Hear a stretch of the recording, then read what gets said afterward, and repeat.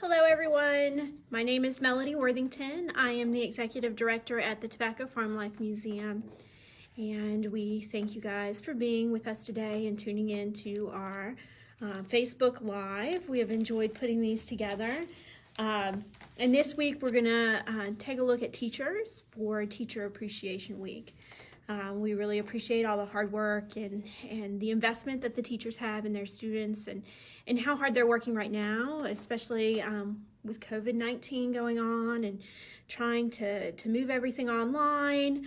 I've got a 6-year-old at home who doesn't like to sit still, so those online classes can be quite interesting and entertaining sometimes.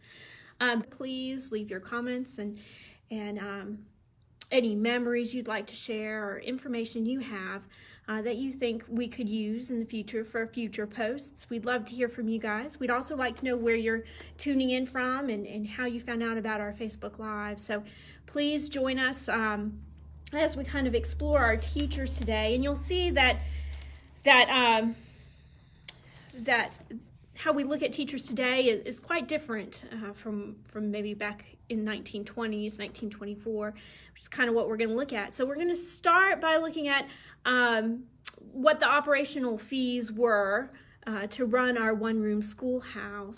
Talk about the finances and what it took to run that one-room schoolhouse, and then we'll jump into some memories of Ray Hodge, when he was growing up in Kinley and some of his memories.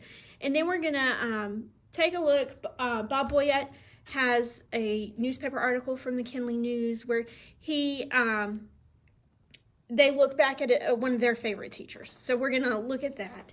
So we'll get started. So the one-room schoolhouse ran for about 30 years. It's the Boyette Schoolhouse here on site at the Tobacco Farm Life Museum, and it was moved here around 1980. Late 1980s, so around 1986, 87. And Bob Boyette did an article in the news, Kinley News, on May 13th, 1987, looking at who taught in the schoolhouse. And also, he found that the cost for operating the Boyette Schoolhouse during the 6-month year in 1921 to 22 was $476.11. The teacher's salary was $450 or $75 per month. $9 was spent for janitor and fuel. Repairs had a cost of $14.20. And the expense for listing taxes and taking the census amounted to $2.91. Tax revenues in District 5 had a total of $626.06. So the June 30th, 1922 balance was $149.95. This information also came from the March 16, 1923 edition of the Smithfield Observer. So the one-room schoolhouse here at the museum was in operation for about 30 years, and it closed in 1924 when the teacher got married. And so we are going to look at that experience in Ray Hodge's book. And he's in his book, Big Memories of a Little Town. He talks about Kinley in eastern North Carolina in the 30s and 40s. So he's talking about his school days. He says, waiting to begin school, being the last of 6 children who lived to be grown,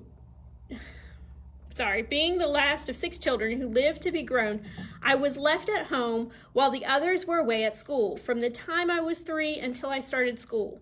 Stay-at-home moms was not an expression known or used then because very few mothers worked outside the home. And 2, when teachers married like my mother did, they were no longer permitted to teach. So during the school months, I spent my early days at home with Mama. For some strange reason, perhaps because my brothers and sisters were gone so long each day, I thought it got dark while they were away and they stayed overnight at school. I remember sitting in a wood box by the wood cook stove and watching Mama do the cooking and the many other things she did to provide for our family. She would take me with her on rare visits to other homes in the neighborhood to visit with other mothers and housewives. In grammar school, the Kinley High School 3-story brick building on College Street was first occupied on Tuesday, March 10th, 1914. During my attendance there, the school consisted of approximately 600 students in 11 grades. Mr. George T. Whitley of Smithfield had been the principal since 1923 and still had the position when I entered the first grade. There were wooden lockers lining the wide second-floor hallway outside the 2 first-grade rooms. When my teacher sent me outside a time or two for talking in class, I remember climbing inside one of the doorless lockers, fearful lest Mr. Whitley would see me and inflict some dire punishment on my person. Among the school teachers I had or knew was my first grade teacher, Mildred Carmichael, whose name I learned to spell early in the school year. There was also Miss Cromatite in the first or second grade.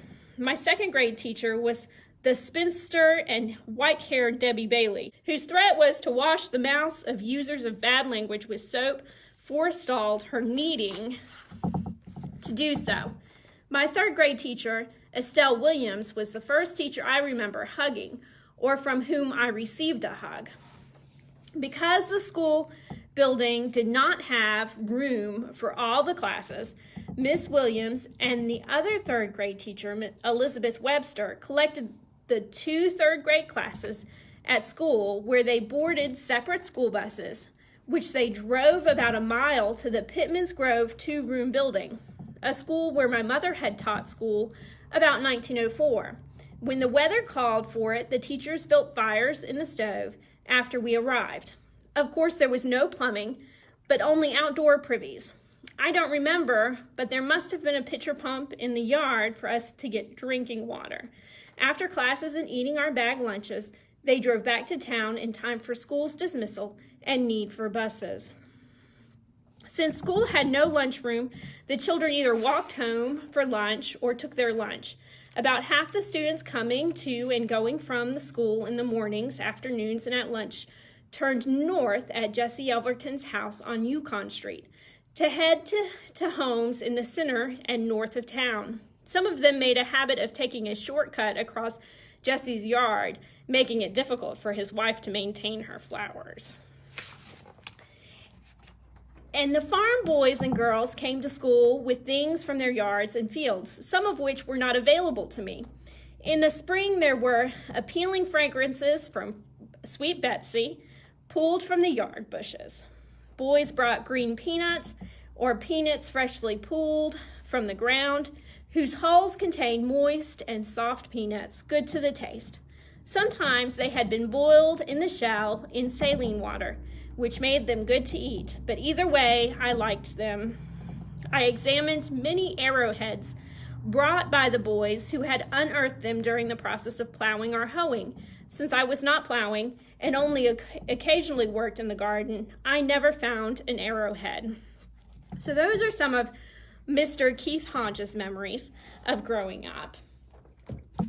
And then we see in Bob Boyette's book, Yesterday's Remembered, and again, these are some of his published work from the Kinley News.